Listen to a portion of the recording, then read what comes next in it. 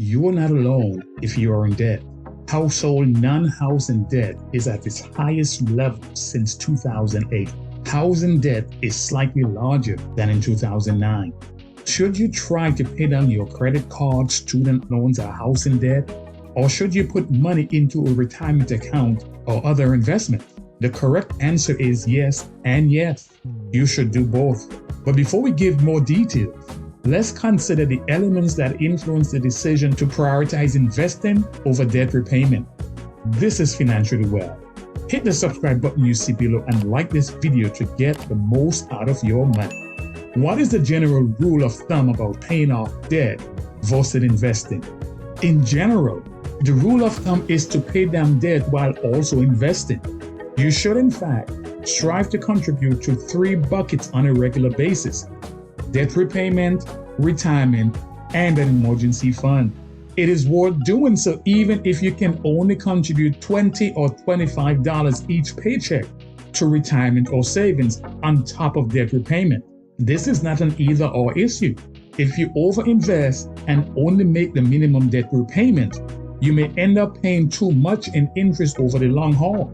This will also make it more difficult for you to start a family or buy a home. On the other hand, if you do not contribute at all to your investment accounts and toss all of your discretionary dollars at your debts, you may fall short of your retirement goals.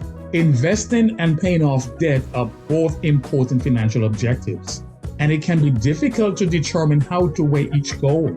So here are a few things you should think about. Factor 1. Interest rate of debt. If you have credit card debt with high interest rates, you should prioritize paying them off first. Credit card interest rates are so exorbitant that you can never ever get ahead unless the debts are eliminated. It is imperative you have a strategy to pay off your credit card debt and stick to it as much as possible. Simply looking at the numbers can demonstrate this. Let's compare the typical rate of return on investments to the annual percentage rate on the average credit card. According to historical data, the average rate of return on stock market investments is around 10% per year, whereas the average APR on credit cards is more than 16%. So if you are investing and also have credit card debt, you are almost certainly paying a larger interest rate on your debt than you are making on your investments.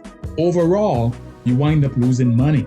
If you are faced with high interest credit card debt, it is best to aggressively pay down the debt to free up money for investing.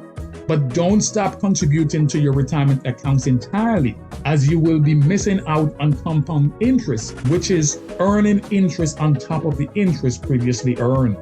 Other debts such as student loans and mortgages tend to have lower interest rates. With these, you don't have to be as aggressive as you do with the high interest debts.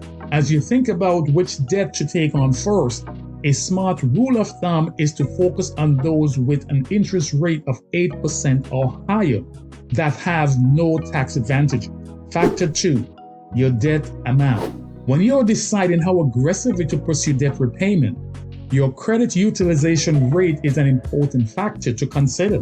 Your credit scores fall as your credit balances increase.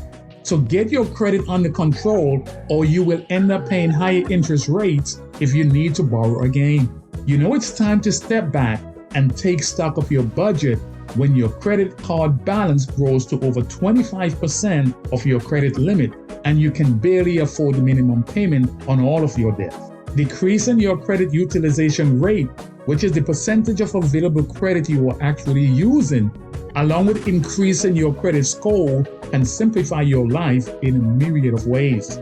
Are you aware that your credit picture impacts the premiums you pay for insurance, whether a landlord will rent to you, or even if you get hired by certain companies? Factor 3. Time until you retire. As a general rule, you should avoid carrying debt obligations into retirement. But if you must, be aware that some debt obligations are worse than others.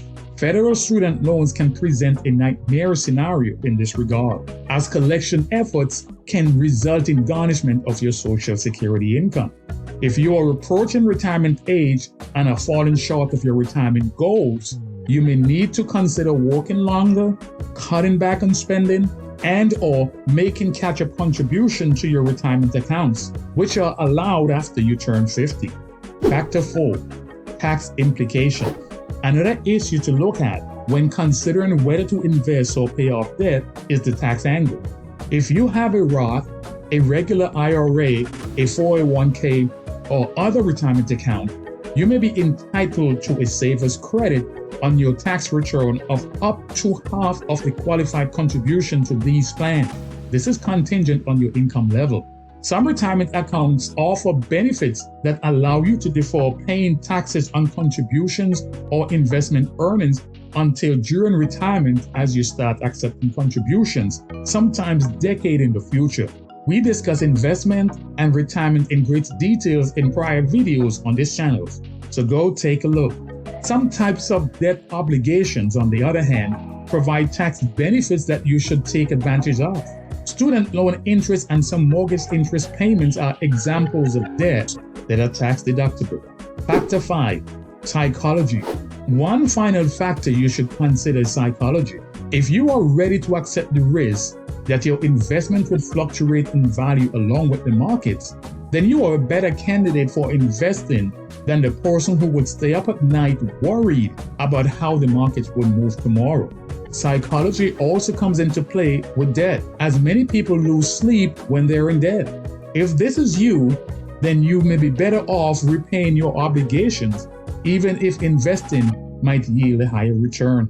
Having extra cash at your disposal is a desirable position to be in. Only you can decide whether you invest or pay off debt with that money. Ultimately, no matter what you decide, you will be better off financially, as either use is better than merely squandering it. Thanks for watching. If you want to get the most out of your money, then hit the subscribe button now and leave a comment saying, "I subscribe," and we will personally respond to your comment. And as always, see you next time.